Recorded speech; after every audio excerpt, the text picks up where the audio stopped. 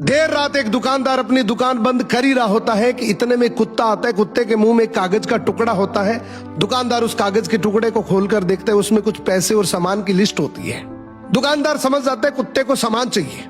वो सारा सामान एक थैली में पैक करके कुत्ते के आगे रख देता है। कुत्ता थैली को मुंह में दबाता है और वहां से चल देता है।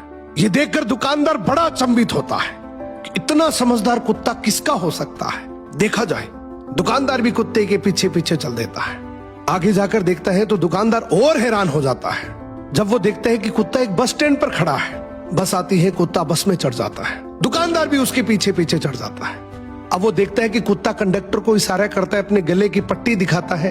पट्टी में भी एक कागज का टुकड़ा होता है, उसमें पैसे और कुत्ते के स्टॉप का एड्रेस होता है। अब जैसे ही स्टॉप आता है, कुत्ता उतर जाता है। दुकानदार भी उस स्टॉप पर उतर जाता है और इसकी एक्साइटमेंट और बढ़ जाती है कि आखिर इस कुत्ते का मालिक कौन होगा।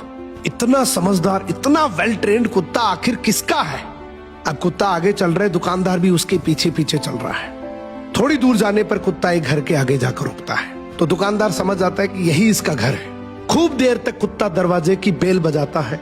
अंदर से दरवाजा खुलता है, उसका मालिक बाहर आता है और जैसे ही मालिक बाहर आता है वो कुत्ते को जोर से डंडे से पीटने लग जाता है। अब दुकानदार से रुका नहीं गया, बोला भाई साहब क्या कर रहे हो, इतना समझदार, इतना वेल ट्रेन्ड कुत्ता और आप इसको डंडे से मार रहे हो। तो वो मालिक बड़े गुस्से में बोला, काहे का समझदार, बाहर गया था तो चाबी नहीं लेकर जा सकता था, घंटी बजा बजाकर मेरी नींद खराब कर दी। इस कहानी का मोरल यह है कि दुनिया की अपेक्षाओं पे खरा उतरने की कोशिश कभी मत करना, क्योंकि दुनिया को आपकी अपेक्षाओं का कोई अंत नहीं है। तुम अगर अपनी नजरों में सही और किसी और की नजरों में बुरे हो तो बोल दो उन्हें कि अपनी नजरों का इलाज करवाओ।